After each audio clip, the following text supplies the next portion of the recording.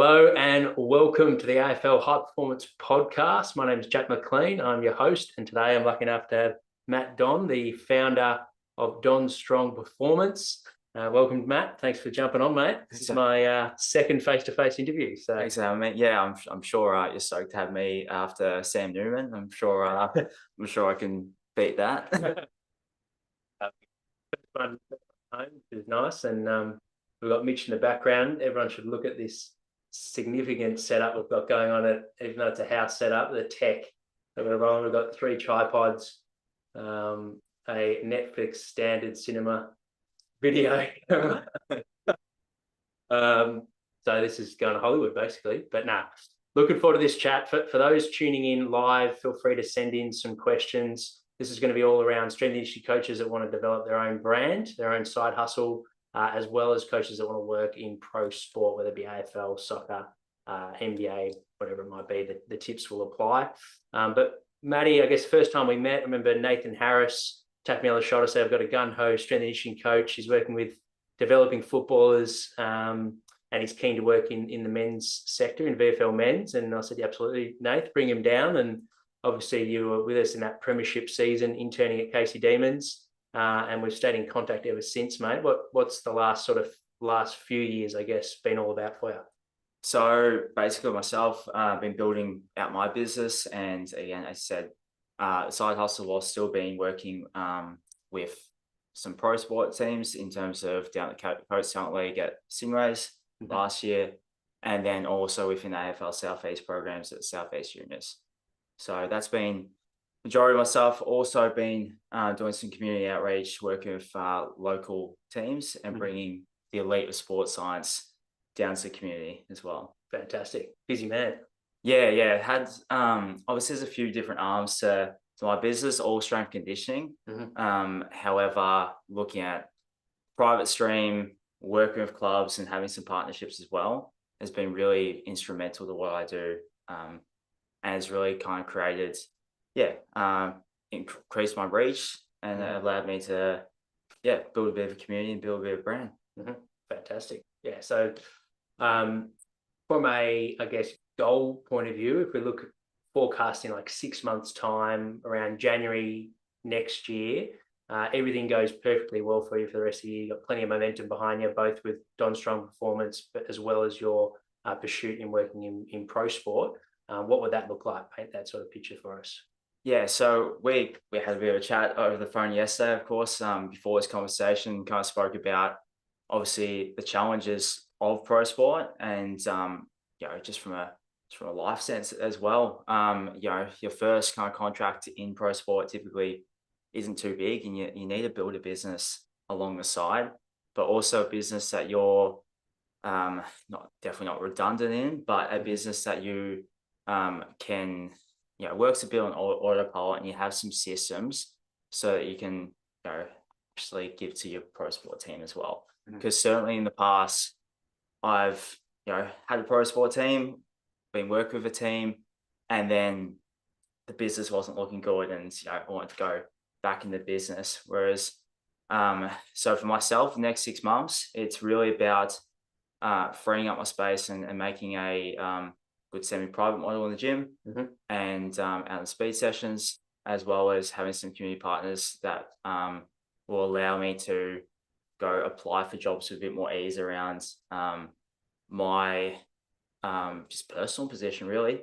So so I can accept a contract with a team and know that I'll be able to give completely to that team because my business is allowing me to do so. Yeah, it's a great mindset to have. I think reflecting on that chat that we had a couple of weeks ago, no doubt will resonate with a lot of strength and conditioning coaches that might be still completing their bachelor's degree, could even be still completing their master's. Perhaps they're doing certificate 3 and 4 in personal training and they're looking to get into strength and conditioning.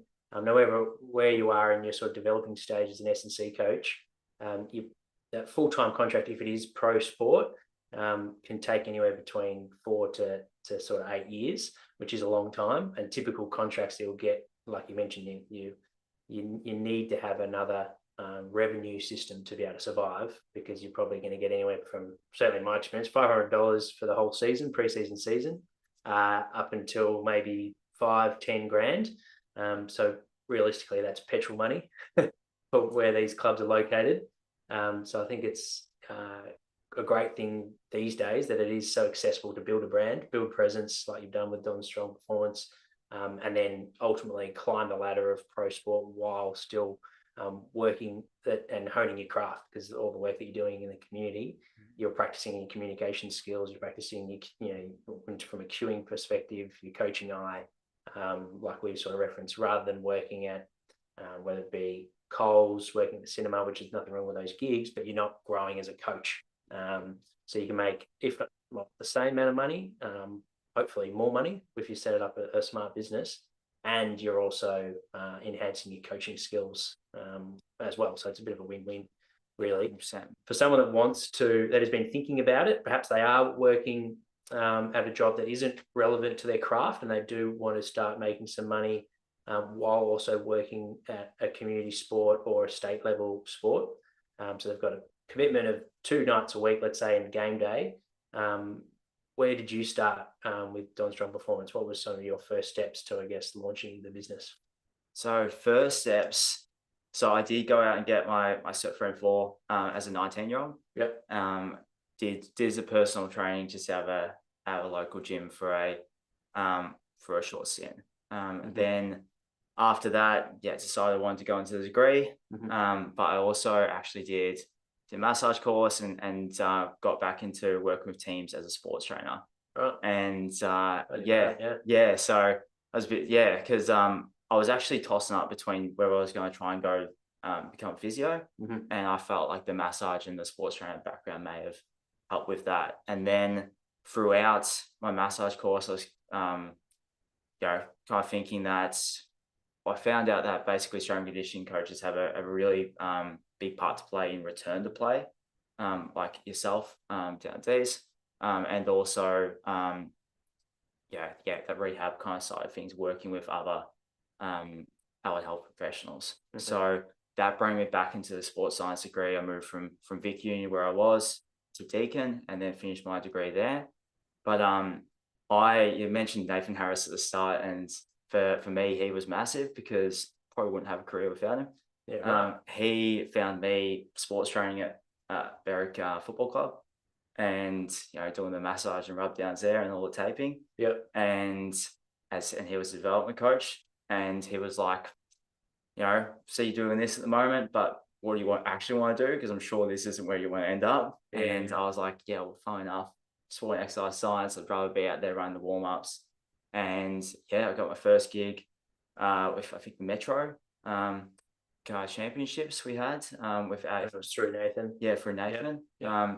And then it was back-to-back V lines, which is all basically a Stingray's feeder.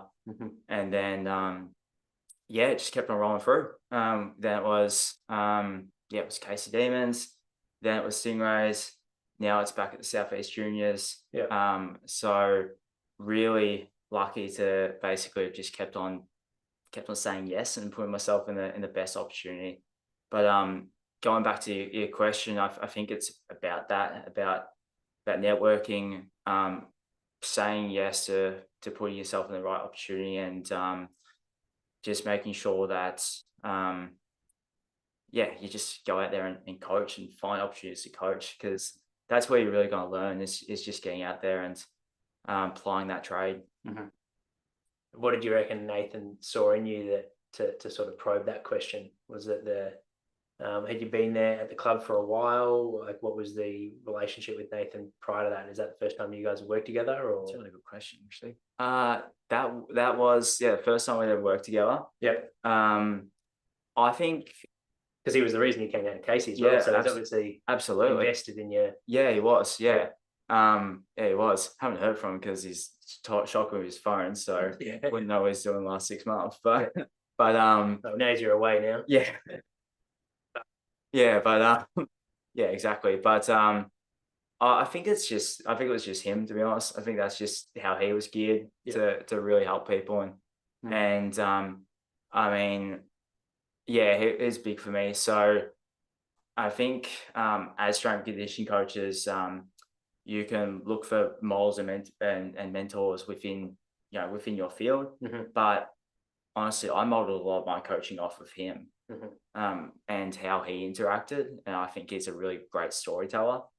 And I guess when I go out to a community, I want to kind of instill that because, especially within a lot of backgrounds footy, and I want to talk to them as if, you know, as players, and effectively just make frame what we do in the context of how it's going to help them out on the field. Yeah. Because yeah, we can talk about getting fast, getting strong, but it's more about telling the story and saying, okay, we're going to get strong so you can stiff arm. We want to be able to create space on a lead, and that's why our acceleration is important. Close down space rapidly, and I felt going back to Nathan, in a game sense, he did that really well, and he also just got around, and was really happy with people making mistakes. It was just all about how you responded, and even as well, just kind of the family. He treated football like his family, and with my clients, I hope they get that kind of sense of feeling, or even past people I've worked with within football. Yeah, the people side of it all. Yeah, the people side of it. It's funny. Different measures of success, but the best measure of success is when I get some athletes DM me saying thanks for the little part I played. So yeah, it's huge. And I'm only really 2 years in, to be honest. So to have that now, when you get to someone like Christian Woodford's like 18 years in the industry, you can imagine how many of those he'd get. So hopefully I'm around 18 years to have that same. Oh, no doubt. And then, so going back to your business, for those that haven't set up their business before, what are some of the biggest roadblocks that you had to sort of navigate to launching your own business and managing your own business? All from things from creating ABN, getting your domain name, to obviously t-shirt branding, creating the logo. Talk us through how long did it take before I guess that creation phase, coming up with the name. What were the biggest roadblocks, I guess, to launching? Yeah, definitely a lot to go into that.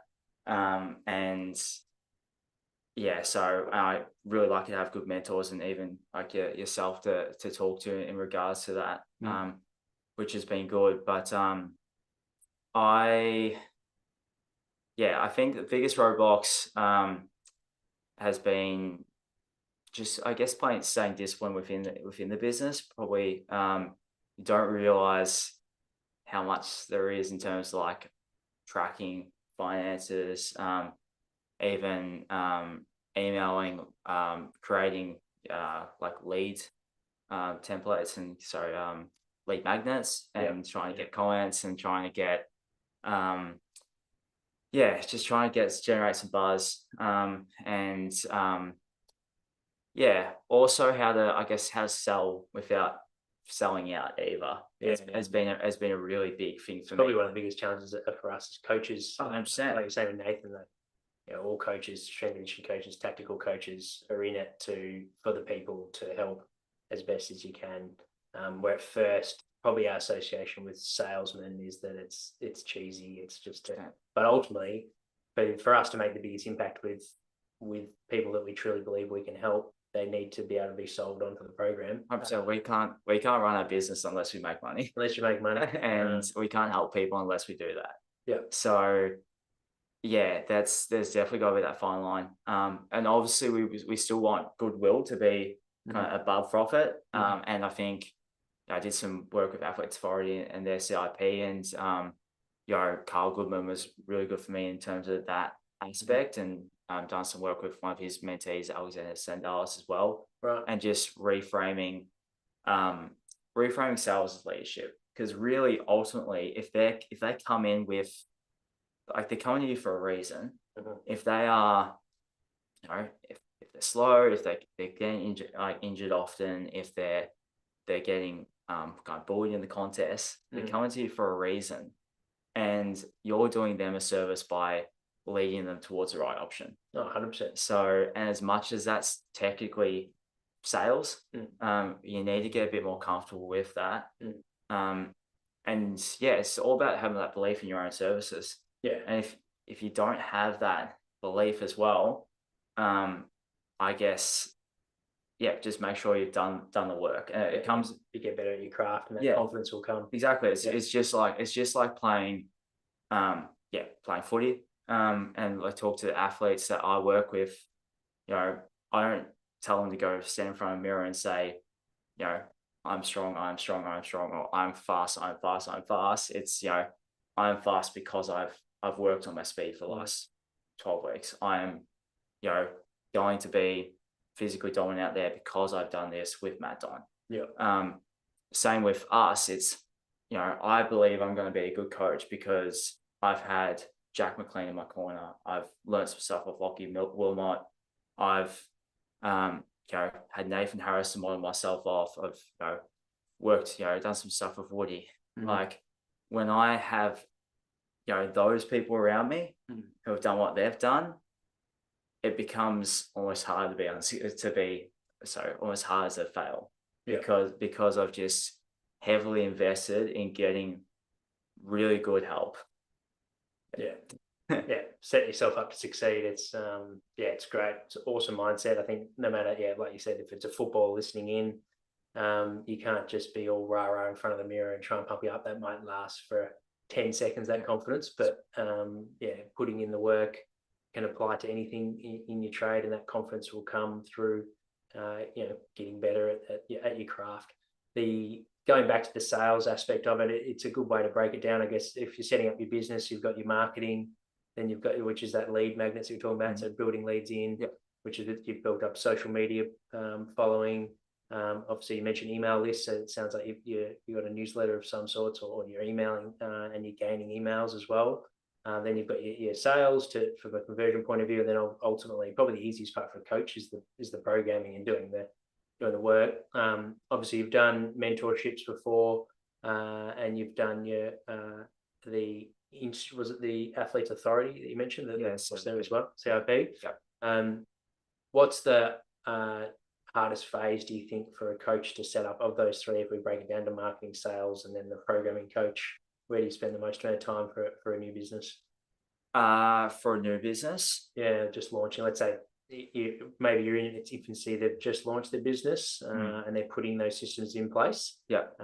Or perhaps they've been going for a year, but they haven't quite nailed their processes down. What's the hardest, and what do you think is the most effective from a revenue point of view? Ultimately, like you said, it's a business, you got to make money for it to survive. Well, I still think, obviously, delivering the service still probably needs to be paramount, and still making sure that's that's probably premium. That's premium. Because especially, I spoke about the other day, I feel like the competition is definitely rising in terms of in the private sector. In terms of delivering that service. So you want to make sure you're up to scratch on that, and then the rest of it comes. And what's good about the marketing that I do so far has been, nothing's really been scripted. It's most of my marketing that's actually gone off with Mitch has been me down at community level, just coaching and doing it's been almost like maybe like a vlog style, which has been really easy for me because, and it's also proof of concept because it's just filming the session. It's nothing that's actually scripted. You're showing people what you do. It's just showing people what I do, which ends up being proof of concept for clubs I work with. And then we've got some testimonials that are coming out soon as well, which I'm really excited by, because what's even good about that as well, I haven't seen them. Mitch, when he does testimonials, I'll walk away. I don't see him. So I'll see him when the content comes out. Nice. So, but it also just means that as well, I don't want to influence anything that comes in terms of a testimonial. I don't want to influence yeah, I want I want it to be authentic, of course. And I think that's just going to reach a better audience as well. Yeah. And then talking to the Coaches Academy, obviously, I think you were one of our, or at least you'd be in our first sort of 50 members. So you've been in its infancy when it started. It's now been going for a couple of years. What have been some of the benefits that you've found on the platform? Obviously, we've got the dashboard there with the Get Better plan, Excel spreadsheets, monthly live coaching calls, and then obviously the one-on-one phone chats that we have from time to time, periodically, more informal sort of chats. Yeah. What have you found the biggest value as a strength and conditioning coach, whether it be from an elite sport point of view or for your own business? Yeah, so, and part of that as well, did that 30-day challenge, and that had a bit of a system around building those business foundations. By the time I got into that, I was lucky enough to have already done bits of it, but there was definitely some good reminders. I think YouTube was also on that as well, and that was something I did start up because of that. And the dashboard was just good for me to have a topic and have a resources that I can go back to. But like the things that are invaluable is probably the phone conversations, especially around getting a job in pro sport and how to interview for a job in pro sport. I would feel comfortable to obviously send a resume to you, or feel like there's this job going. How do you think I'm placed? What do you think I should almost get coached in terms of that is absolutely invaluable. So what do you like, especially your experience in that sector and knowing what people are looking for, like that's completely invaluable. It's well, thanks, mate. It's one of those ones where similar to, I guess, helping athletes go from A to B, whether it be, like I mentioned, getting stronger, getting faster. I think there's a real place for accelerating strength and conditioning coaches' careers, because one thing that we definitely see is a lot of coaches will probably pull the pin on elite sport due to limited opportunity. But it is a bit of a game, like the discussions we've had. If you want to get an interview, call your networks that know that organization, get them to call the person that's creating the panel, little things like that, rather than just relying on, because a lot of times, and I've experienced it, where your resume won't even get looked at. You'll be qualified for the role, certainly qualified to make the interview stage, but because it's flooded with over 100 people, and that person in that role is no doubt flooded with work, looking after the athletes that they're working with, you need to be able to play the game, like relying on your network to contact that person, certainly if they know the coach, or if it's presenting, not just presenting off data, but selling a story and connecting with those that are in front of you, knowing who's going to be on the panel, all those little things. 1% is definitely going away, just the same as, like you said, in terms of hard work for setting up for success with mentors, and for athletes putting in the work. It's just the same with coaches. So I've enjoyed those chats as well. It's everyone's going through their own journey, so there's bits and time and periods where I won't have answers for you because I wouldn't have lived those, but to have hopefully some of them where you have experienced it, and either you're learning from mistakes I've made, or you're learning from things that people have passed on for me that I've found effective. Going back to 30-day challenge, that YouTube one, that was definitely someone I learned off a marketer from a gym that I was working from. And it was that whole social content compared to searchable content. Searchable, especially YouTube, it's probably similar to S&C. It's flooded and it's competitive. And it's quite humbling, because you'll sit on, only 50 subscribers for a long time, whatever it might be. So it's the long game, but at least if you search a keyword on Google, Bing, wherever it might be, there's a good chance that a YouTube video, if it's well designed and it's quality, can pop up, where an Instagram post is pretty much the top of the iceberg. It's forgotten about after probably 20 minutes these days. At least the YouTube platforms and the podcasting platforms are evergreen, and I think that is something that probably marketers or those coaches building businesses could benefit from. Like, it's glad to hear you started a YouTube channel and you're chipping away at it. Doesn't mean you can't have an Instagram, but if we use that iceberg analogy, I like the blog posts, the podcasts, and the YouTube as the as the foundation of that iceberg that really rises it.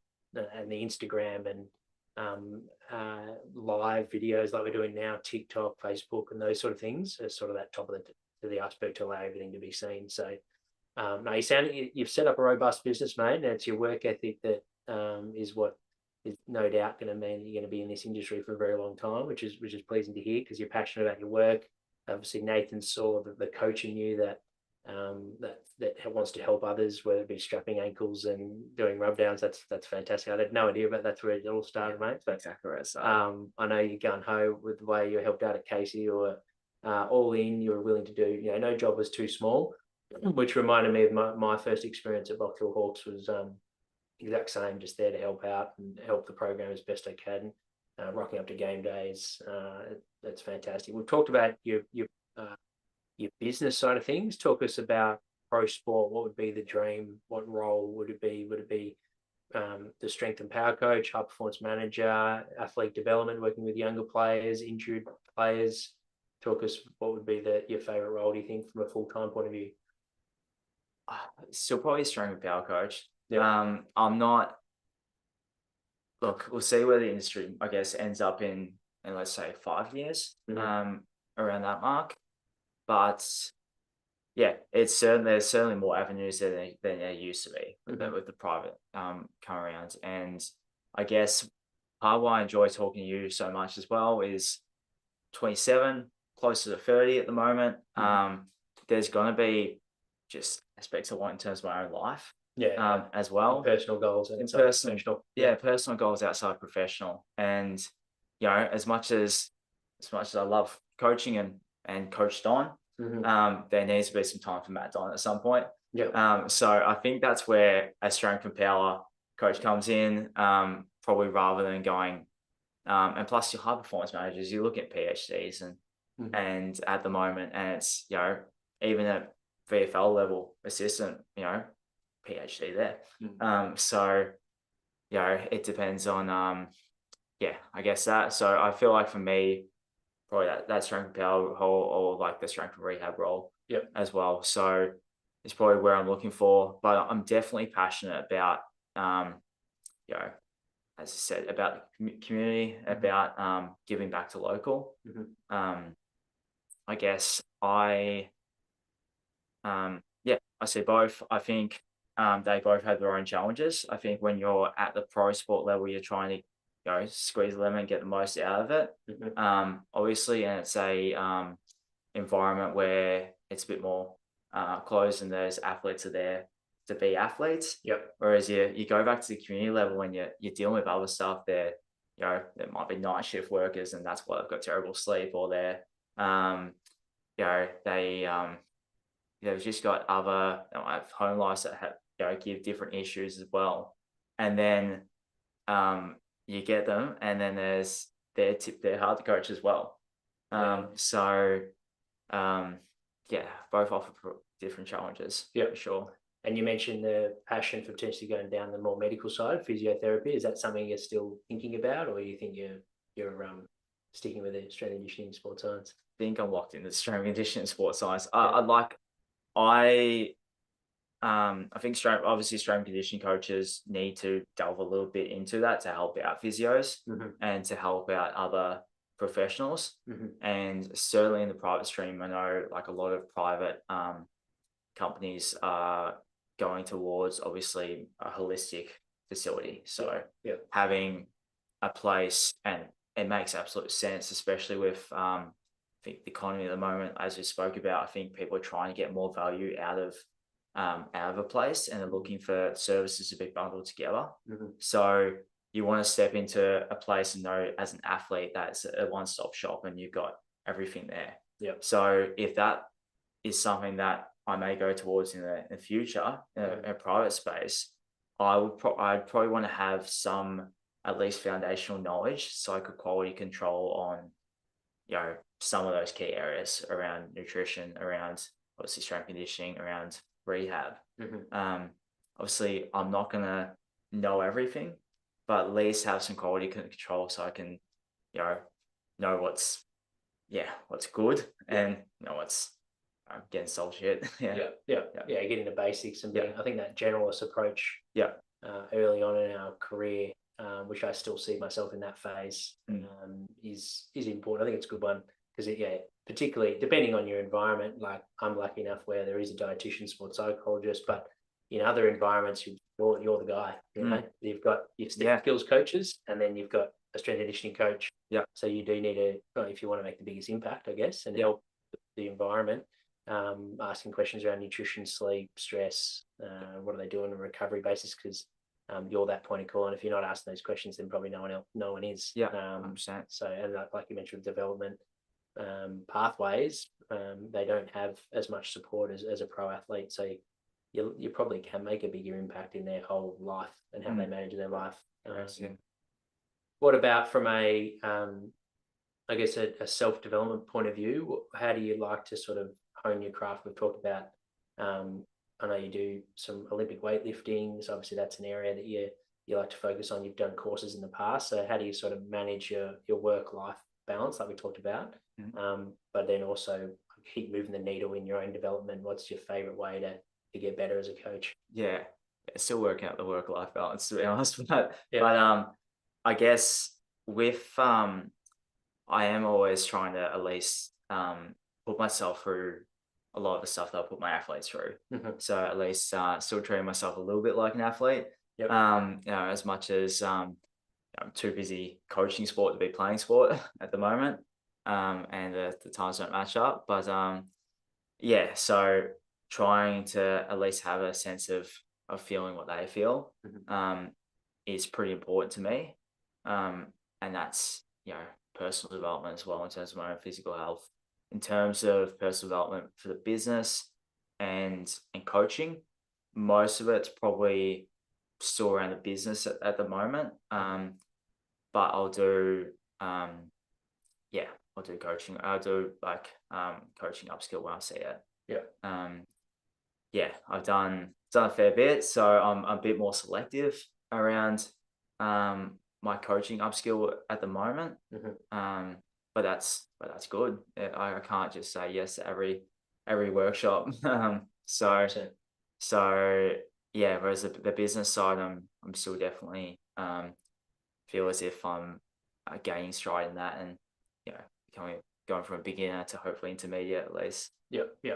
Obviously, the recording of this podcast is in early June 2024. What's on the horizon, mate, for the rest of the year? What are you excited about, both for professionally and personally? So professionally, excited to grow the business of athletes and create the community there. I'm looking at changing some subtle things in my model that I think will really help, and then we'll have some partnerships, and hopefully there might be some other sports that aren't just footy as well. So keen for that, which will be great. Also, I feel like that November period I'll be looking at in terms of the pro sports side, to see what's out there and see what, if I can get myself back into. That's the crazy season when exactly pop up. Exactly. The merry-go-round, as we call it. Exactly. So I know obviously men's side of things, it seems around November, and the women's side things just seem to be about a month ago, I reckon. So the AFLW girls are starting now. Exactly. So myself as a coach, not particularly fast which side I end up in. I like coaching both the boys and the girls. But I'll probably look at November period to get some applications out there, and hopefully back in the traps next year. But certainly every time it's just a learning experience anyway. So I got knocked back earlier from a VFL club earlier in the year, but to be honest, my business probably wasn't at the point it needed to be anyway to support that job with how little it was paying. So I'm kind of grateful I missed out on that one. And also it just gave me things to learn. So we've had some transparent conversations, and I'm excited to see what next year could look like for that. No, you definitely set yourself up, mate, for an exciting time ahead this year and years to come. For those listening in that are interested to learn and have those chats that Matt and I have had, I'm actually putting together a performance certificate for 10th edition coaches that a lot of the phone calls that I have with Matt and the questions that he's posed has got me thinking that there's definitely a need for a course out there. So we'll probably limit it to 10 coaches. Those 10 coaches will need to have at least started their bachelor's degree or hopefully or completed their bachelor's degree of sports science. And it's ultimately to help you maximize your time in strength and conditioning. So whether it be land your first full-time contract or get closer to that full-time contract. It will go for a month. There'll be weekly Zoom calls as well as daily tasks like Matt alluded to a little bit earlier. We've got a 30-day challenge. So you'll receive an email from me each day with a task to follow and the steps to follow that task. And that will be revolved around launching your own business. Like the beautiful t-shirt here, Don Strong Performance. You can have your own version. So just some things I've learned with launching Prepare Like a Pro that you'll get out of that course. And then the catch-ups will be more one-on-one time to be able to help you in your specific situation. So if you're interested and you want to join the Academy, it's $20 a month, but I'm happy if you listen to this podcast, just direct message me. Don Strong will go with that as the coupon and you get a free 30-day trial. But thanks, Matt. Thanks for jumping on the show, mate. I know it's been in the works for the last few months. Great to have you on. Any final words, I guess, to the audience? Where's the best place to get in contact? Is there a website? Maybe there might be some skills coaches that want you to come down and help their team with their fitness for the upcoming preseason. Where's the best place to get in contact? So best place at the moment is still the Instagram, coach.don11. Yep. Their website's hopefully be published by the time this is coming out. Oh, sure. So that would be www.donstrong.com.au. So we'll add in the show notes. Yeah, they'll be in there. Yeah. And yeah, it's probably the best way to get in contact. I'm based in Narre Warren currently, just working out of Good Life Health Club. And then we do speed sessions locally. And yeah, so it's the best way to get in contact with me. Awesome. Yeah, we'll add the Instagram link and website in the show notes. So if you're listening to this recording and you're driving, don't stress. You can, whenever you do park the car, you can get access to those links. So thank you for everyone that's tuned in live. Sorry we didn't get to any questions. There's too many tripods I don't know where to start. So we're just going to leave it there and we'll answer your questions after the recording. But thanks for tuning in, guys, and looking forward to seeing you on the next show. We've actually got Carlton Football Club's Matt Whitaker on, which will be Wednesday, the 15th of June, which is next Wednesday at 4 p.m. So if you're interested in sports science, jump onto that chat. Matt's a ripper. So we'll see you guys then.